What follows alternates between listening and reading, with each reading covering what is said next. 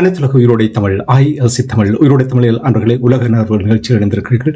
உலக நார்வல் நிகழ்ச்சியில் பிரித்தானியாவிலிருந்து போரியல் ஆய்வாளர் அரசாக இணைகின்றார். வணக்கம் அரசாகமே. வணக்கம் தானே. அனைத்துலக உயிரோட தமிழ் உறவுகளுக்கு அன்பு எழுந்த வணக்கம். உங்களுக்கு அன்பர்கள் சார்பாக வணக்கத்தை தெரிவித்துக் கொண்டு தொடர்ந்து போர் நிலைமைகளை பார்ப்போம். முற்றுகை அறிவிக்கப்பட்ட சில மணி நேரங்களுக்கு பிறகு பார்த்தீர்கள் என்றால் அமெரிக்காவோ ஈரானோ ஒப்புக்கொண்ட 2 வார போர் நிறுத்தம் தொடங்கி 1 வாரத்துக்கு மேலாகிவிட்டது. அதில் அமைதியும் இல்லை, போரும் இல்லை, அல்லது இருதரப்பிலும் உசுப்பேத்தும் கருத்துக்களை கூறிக்கொண்டிருக்கின்றார்கள். ஒரு நிலையற்ற போர் நிறுத்தம் என்று கூறுகிறார்கள். இந்த சூழல் எவ்வாறு மாறப்போகின்றது என்றது பெரிய ஒரு கேள்விக்குறியாக இருக்கின்றது. நீங்கள் இந்த முற்றுகை தொடர்பாக எவ்வாறு பார்க்கிறீர்கள்? முற்றுகை நேற்று ஆரம்பமாக இருந்தது. அதற்கு பிறகு நீங்கள் பார்த்தீர்கள் என்று சொன்னால் இன்று வரையிலும் இப்போது அமெரிக்கா கிட்டத்தட்ட 15 கப்பல்களை அங்கு நிறுத்தி இருக்கின்றது.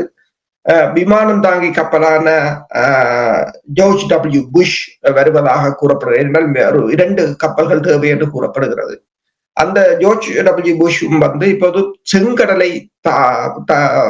செங்கடலின் ஊடாக வருவதை தவிர்த்து அது ஆப்பிரிக்காவை சுற்றி வருவதாக, இப்போது ஆப்பிரிக்காவுக்கு அண்மையில் இருப்பதாக கூறப்படுகிறது.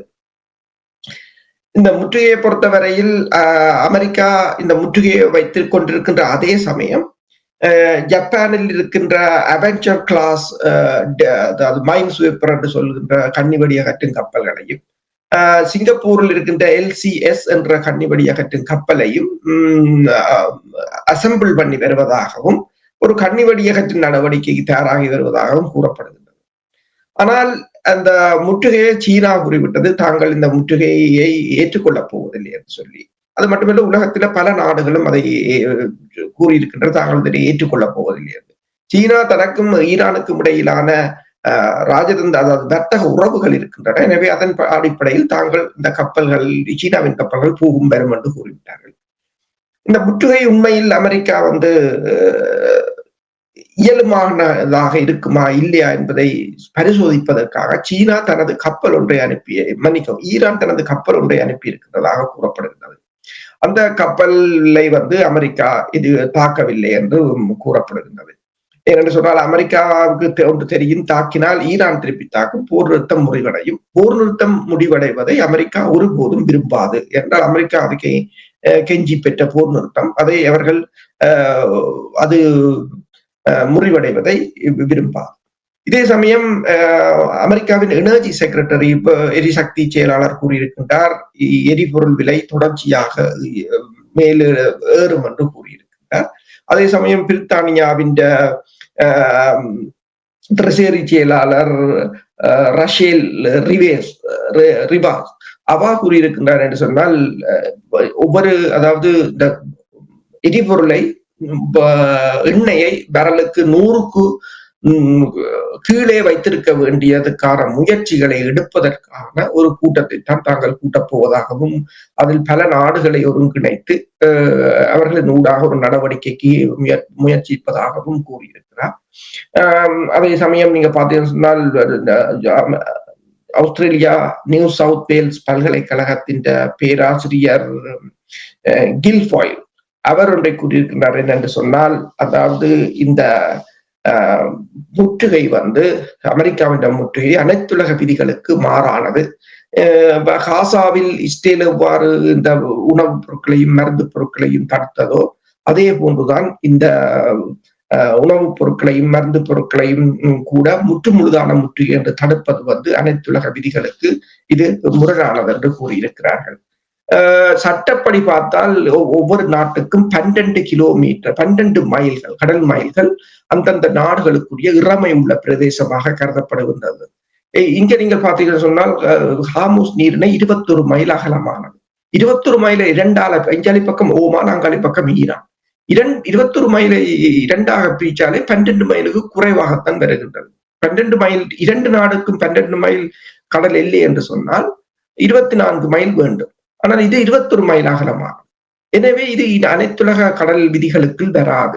இந்த ஹார்முஸ் நீரிணை இவர்கள் கூறுவது போல அனைத்துலக கடல் விதிகளுக்கும் வராது. அது ஈரான் இறைமைக்கு உட்பட்ட பகுதி என்று. அது ஏற்கனவே 1974களில் 79களுக்கு பிறகு 2015 கூட அது ஐக்கிய நாடுகள் சபையில் முறையாக அந்த நாடுகளுக்குரிய எல்லை என்று பதிவு செய்யப்பட்டிருப்பதாகத்தான் கூறப்படுகின்றது. இன்னொன்றை பார்த்தீங்கன்னு சொன்னால் சவுதி அரேபியா வந்து இப்போது அமெரிக்காவை அதாவது பின்கதவால் இந்த முற்றுகையை நிறுத்துமாறு கடினமான அழுத்தம் கொடுத்து வருவதாக கூறப்படுகிறது. ஏனென்று சொன்னால் சவுதி அரேபியாவின் எண்ணெய் ஏற்றுமதியும் முடக்கப்படுகின்றது. அடுத்ததாக சவுதி அரேபியா இதற்கு மாற்று வழியாக செங்கடலினூடாக மேற்கொள்ளப்படுகின்ற எண்ணெய் வழிகளை எண்ணெய் ஏற்றுமதி ஈரான் முடக்கினால் செங்கடலால் வருகின்ற 15% உலக வர்த்தகமும் முடக்கப்படலாம் என்ற ஒரு அச்சம் எழுந்திருக்கின்றது. எனவேதான் அமெரிக்காவின் இந்த முற்றுகை வந்து அமெரிக்காவும் இஸ்ரேலும் மட்டுமே அந்த முற்றுகைக்குள்ளும் இப்போது சிக்கி போயிருக்கிறார்களே தவிர உலகம் வெளியில் தான் நிற்கின்றது. ஹோர்முஸ் முற்றுகை அறிவித்த பின்பு உங்களுக்கு தெரியும், பேச்சுவார்த்தை எந்த ஒரு இணக்கப்பாடும் இல்லாமல் முறிவடைந்தது. ஆனால் இப்பொழுது அமெரிக்காவும் ஈரான் பேச்சுவார்த்தையை மீண்டும் தொடங்க வேண்டும் என்று நிறைய ராஜதந்திர முயற்சிகள் தீவிரமடைந்திருப்பதாக கூறப்படுகின்றது. இது எவ்வளவு முக்கியம் என்று நீங்கள் நம்புகிறீர்கள்? இந்த போர் நிறுத்தத்தை தொடர்ந்து நிலையான பேச்சுவார்த்தையை கொண்டு வந்து நிரந்தர சொல்யூஷனை, பிரச்சனைக்கான ஒரு முடிவுக்கு கொண்டு வருவது எவ்வளவு தேவையாக இருக்கின்றது? பெருமளவான நாடுகள் இதை நோக்கித்தான், இந்த பேச்சுவார்த்தையை நோக்கித்தான் இந்த இரு நாடுகளையும் நகர்த்த வேண்டும் என்று முயற்சிகளை செய்து கொண்டிருக்கின்றன. ஈரானுடன் பல நாடுகள் தொடர்ச்சியாக பேசிக் கொண்டிருக்கிறார்கள். கட்டார் வெளிவார அமைச்சருக்கும் ஈரான் வெளிவார அமைச்சருக்கும், சவுதி அரேபியா வெளிவார அமைச்சருக்கும் ஈரான் வெளிவார அமைச்சருக்கும் இடையிலான பேச்சுக்கள் கூட இடம்பெற்றிருந்தன. இந்த நிலையில் தான் பாகிஸ்தானை சேர்ந்த அதிகாரிகள் கூறியிருக்கிறார்கள், 2வது சுற்று பேச்சுக்கான இடத்தை பாகிஸ்தான் வழங்கப் போவதாகவும், எதிர்வரும் வியாழக்கிழமை அது இடம்பெறலாம் என்றும், சில சமயங்களில் அது ஜெனீவாவில் கூட இடம்பெறலாம், ஆனால் பாகிஸ்தானில் இடம்பெறுவதற்கான சாத்தியங்கள் அதிகமாக இருப்பதாகவும் கூறப்படுகின்றது.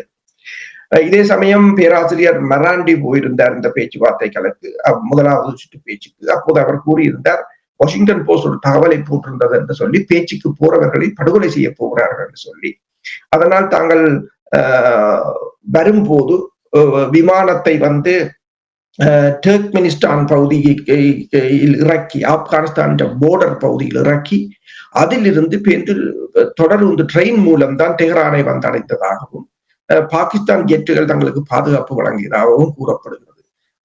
இந்த நிலைமையை நீங்கள் பார்த்தீர்கள் என்று சொன்னால், எல்லாம் முழுக்க வந்து அந்த கோழைத்தனமான நடவடிக்கை, பேச்சுக்களுக்கு என்று கூப்பிட்டு படுகொலை செய்வது, தலைவர்களை படுகொலை செய்வது, ஒட்டியிருந்து தாக்குவது, ஒளித்திருந்து தாக்குவது, சூப்பர் பவர் என்றதும் அவர்களோட சேர்ந்திருக்கிறவர்களுடைய நடவடிக்கைகள் வந்து மிகவும் மிக மிக மோசமான ஒரு நடவடிக்கையாகத்தான் இருக்கிறது.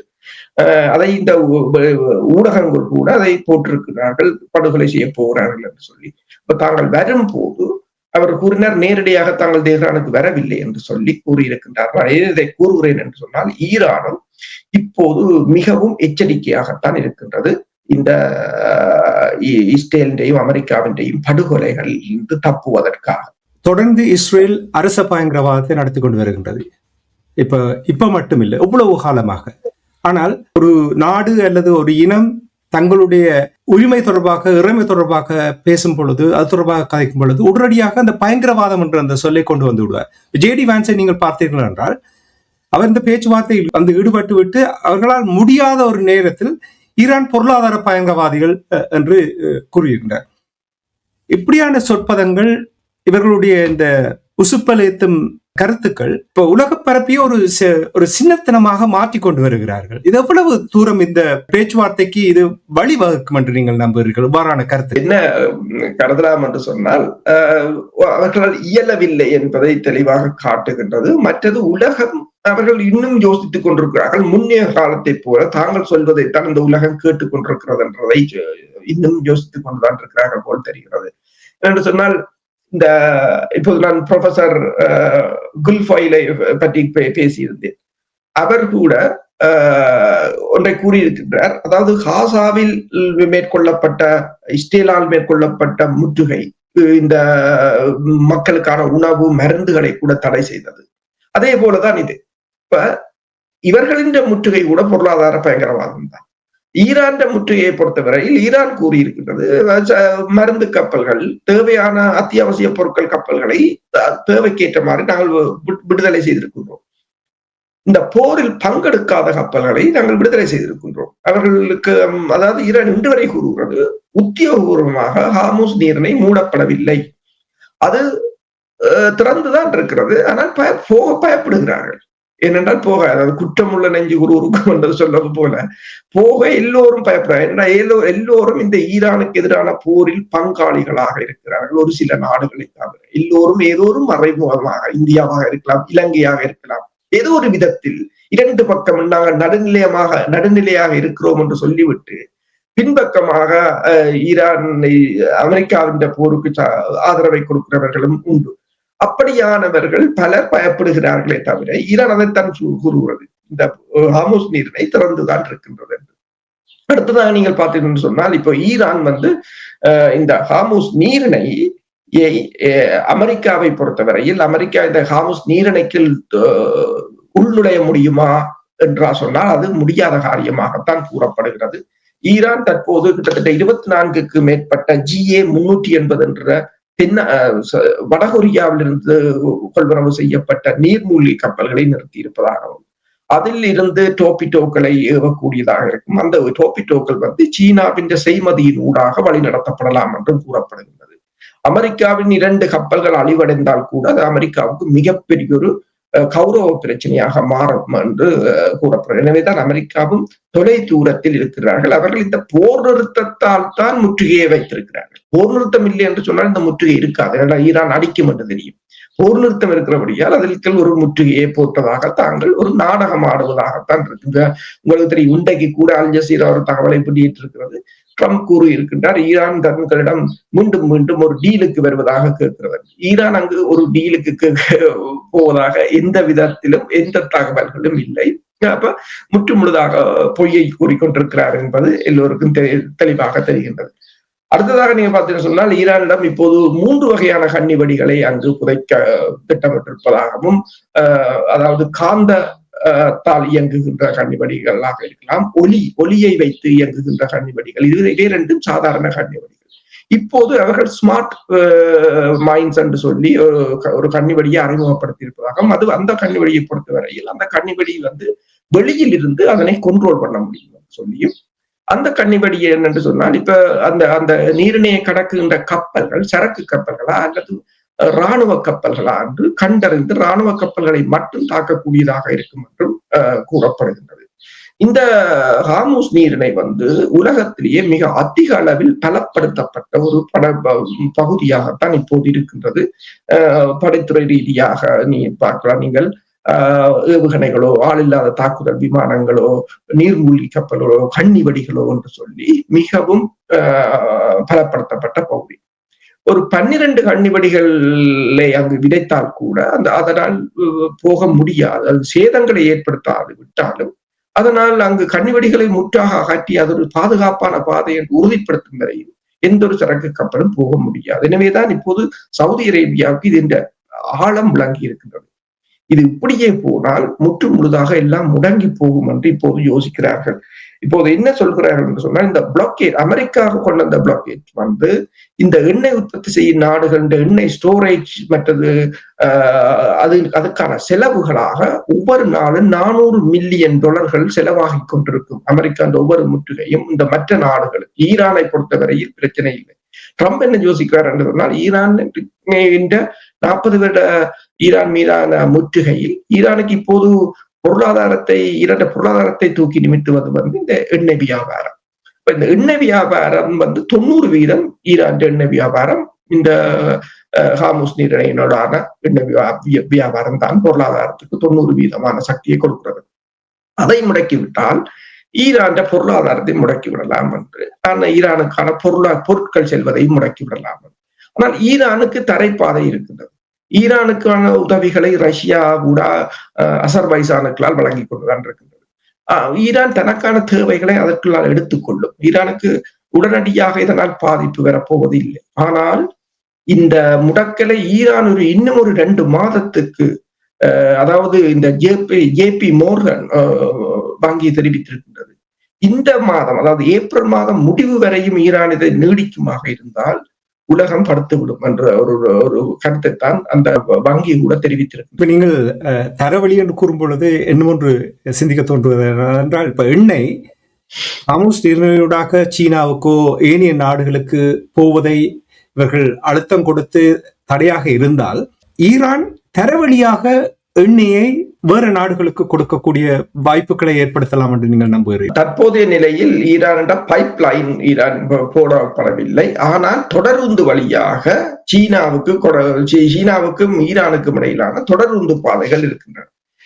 நீங்கள் கூறுவது போல இந்த பவுசர்களில் கொண்டு செல்வது, வண்டிகளில் கொண்டு செல்வது என்று சொல்லி அதைத்தான் சவுதி அரேபியா மற்ற நாடுகளும் யோசித்தன. ஓமான், அதாவது ஓமான் வளைகுடாவுக்கு அதனை கொண்டு சென்று ஓமான் வளைகுடாவினூடாக அனுப்ப முடியுமா? அப்படி அனுப்ப முடியும் என்று சொன்னால் ஈரானாலும் முடியும். ஆனால் அது மிகவும் செலவு மிக்கதாக இருக்கும். மற்றது மிகவும், அதாவது உங்களுக்கு தெரியும், ஒரு கப்பல் 2 மில்லியன் பரல்களை காவி செல்லக்கூடியது. ஆனால் இந்த பவுசர்கள் எல்லாம் எவ்வளவோ வாகனங்கள் தேவை, அதற்கு இவர்கள் இன்னும் தயாராகவில்லை. ஈரானை பொறுத்தவரையில் ஈரானிடமும் இப்ப பைப் லைன் கூட இன்னும் போடப்படவில்லை என்று சொன்னால் தொடர்ச்சியாக மேற்கொள்ளப்பட்ட தடைகள். ஆனால் ஈரான் இப்போது செய்தி நிறுவனங்கள் என்ன போட்டிருக்கிறோம் சொன்னால், ஈரான் தனது கப்பலை அனுப்பி இருக்கின்றது வெளியில், இந்த முற்றுகையை உடைத்துக் கொண்டு யாரும் எதுவும் செய்யவில்லை என்று கூறப்படுகிறது. சீனாவும் கூறியிருக்கிறது தனது கப்பல்கள் போகும் என்று சொல்லி. இப்ப சீனாவின் கப்பல்கள், இப்ப ரஷ்யாவின் கப்பல் கியூபாக்கு சென்றது கூட ஒரு ஃப்ரிகேட் கப்பலை பாதுகாப்பாக போட்டுக்கொண்டு செல்வார்களாக இருந்தால் இவர்களால் எதுவும் செய்ய முடியாது என்றுதான் என்ற ஒரு நிலைதான் வரும் என்று சொன்னால், அதை தாக்கப்பட்டால் அது ஒரு மிகப்பெரிய போராக வெடிக்கும். தற்போதைய நிலையில் அமெரிக்கா இன்னொரு போருக்குள் போவதற்கு இப்போதைக்கு அவர்களால் முடியாது என்று தான் அவர்கள் யோசிக்கிறார்கள். என்று சொன்னால் இந்த 40 நாள் போரில் அவர்கள் முக்கியமான ரடார்களாக இருக்கலாம், முக்கியமான விமானங்களாக இருக்கலாம், ஏவுகணைகளாக இருக்கலாம், பலவற்றில் இழந்து பலவற்றை பற்றாக்குறையாக இருக்கின்ற நிலையில் இப்போது இருதரப்புக்கும் கொஞ்சம் ஓய்வு தேவையாக இருக்கின்றது. நீங்கள் கூறுவது போல் அமெரிக்கா தடையை விதிக்கப்பட்ட எண்ணெய் கப்பல் கூட ஹோர்முஸிலிருந்து கடந்து சென்றிருக்கின்றது, அவர்கள் ஒன்றுமே செய்யவில்லை என்று கூறுகிறார்கள். இதே நேரத்தில் ஈரான் கூறியிருக்கிறது பாதுகாப்பு என்பது அனைவருக்கும், இல்லை என்றால் யாருக்கும் இல்லை என்று அவர்கள் அதன் இப்ப நீங்கள் கூறியது போல் ஈரானும் இங்கே தந்திரமாகத்தான் கையாளுகிறார்கள். இதே நேரத்தில் இப்ப பொருளாதாரம் தொடர்பாக நீங்கள் கூறும்பொழுது இப்பொழுது உலகம் பூரா மக்கள் அழுத்தத்தை பிரிவிக்க விட்டார்கள் அவர்களுடைய அரசாங்கங்களுக்கு. நியூயார்க்கில் பெரிய ஒரு போராட்டம் நடந்திருக்கிறது, 100க்கும் மேற்பட்டவர்கள் கைது செய்யப்பட்டிருக்கின்றார்கள் என்ற செய்திகள் கூட வந்திருக்கின்றது. இது தொடர்பாக என்ன அறிந்தீர்கள்? அமெரிக்கர்கள் இப்போது இஸ்ரேலியர்களுக்கு எதிராக திரும்பிக் கொண்டிருக்கிறார்கள். ஈரான் கூட இந்த போர் பேச்சுவார்த்தை ஆரம்பித்த போது ஈரான் ஒன்றை கூறியது, பேச்சுவார்த்தை வெற்றி பெற வேண்டும் என்று சொன்னால் நீங்கள் அமெரிக்கா ஃபர்ஸ்ட் என்று சொல்லி வந்தீர்கள் என்று சொன்னால் வெற்றி அளிக்கும், இஸ்ரேல் ஃபர்ஸ்ட் என்று சொல்லி வந்தீர்கள் என்று சொன்னால் அதற்கு நாங்கள் பொறுப்பில்லை என்று சொல்லி. இப்போது டொனால்ட் ட்ரம்ப் இஸ்ரேலை தொடர்ச்சியாக ஆதரிப்பதும் அதற்குரிய காரணங்கள் என்னவென்று சொன்னால், ஒன்று இதில் 2 விடயங்கள். டொனால்ட் ட்ரம்ப் இஸ்ரேலை விரும்புகிறாரா, இல்லை இஸ்ரேல் அமெரிக்காவை டொனால்ட் ட்ரம்பை கட்டுப்படுத்துகிறதா என்ற ஒரு கேள்வி இருக்கு. இரண்டாவதாக டொனால்ட் ட்ரம்ப் யோசிக்கிறார் என்று சொன்னால் இஸ்ரேலின் ஆதரவு தனக்கு உள்ளூரில் ஆதரவை ஏற்படுத்தும் என்று சொல்லி. ஆனால் தற்போதைய கணிப்புகள் மறுதலையாக மாறிக்கொண்டிருக்கின்றன. அமெரிக்காவில் பொருளாதார வீக்கம் இப்போது 3.3% அதிகரித்திருக்கிறது. எரிபொருள் விலை கிட்டத்தட்ட $4, சில இடங்களில் $5 கூடி கரனுக்கு உயர்வடைந்திருக்கின்றது. முதலில் $3 கீழே தான் இருந்தது.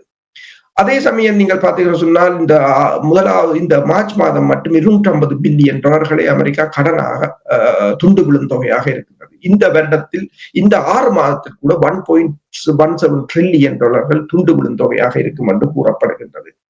இந்த நிலையில் தான் அமெரிக்கர்கள் இப்போது போராட்டத்தை நடத்தியிருக்கிறார்கள். நியூயார்க்கில் ஒன்று ஈரானுக்கு எதிரான போரை கைவிட வேண்டும், இரண்டாவது இந்த இஸ்ரேலுக்கான ஆயுதத்தை நிறுத்த வேண்டும் என்று. அது சரியான கோரிக்கை என்று சொன்னால், நீங்கள் ஆயுதத்தை கொடுக்கும் வரையில் இருந்தால் அவர்கள் இந்த காட்டுமிராண்டித்தனமான நடவடிக்கைகளை மேற்கொண்டு கொண்டிருக்கிறார்கள். அது உலகம் அனைத்துக்கும் மிகவும் பாதுகாப்பாக இருக்கிறது, மிகவும் அச்சுறுத்தலாக இருக்கிறது. அதைத்தான் இப்ப இந்த காசாவுக்கு புளோட்டிலா என்று சொல்லி ஒரு கப்பல், உதவி கப்பல்களில் வந்திருந்தார்கள் நோர்வேயில் இருந்து. அவர்கள் கூட இப்போது அறிக்கையை விட்டிருக்கிறார்கள். ஒவ்வொரு நாளும் இந்த இஸ்ரேலின் இனப்படுகொலை தொடரும் ஒவ்வொரு நாளும் உலகம் மிகப்பெரிய துன்பங்களை அனுபவித்துக் கொண்டு வருவதாக அவர்கள் கூட கருத்துக்களை தெரிவித்திருக்கிறார்கள். அண்மையில் அமெரிக்காவில் மேற்கொள்ளப்பட்ட கருத்து கணிப்பில் கூட இந்த இஸ்ரேலுக்கு எதிரான அமெரிக்கர்களின் போக்கு இப்போது 57% எட்டி இருக்கிறது என்று சொல்லியும் இப்போது அவர்கள் பெருமளவில் இதற்கு எதிரான கருத்துக்களை தான் முன்வைத்துக் கொண்டு வருகிறார்கள் என்று கூறப்படுகின்றது.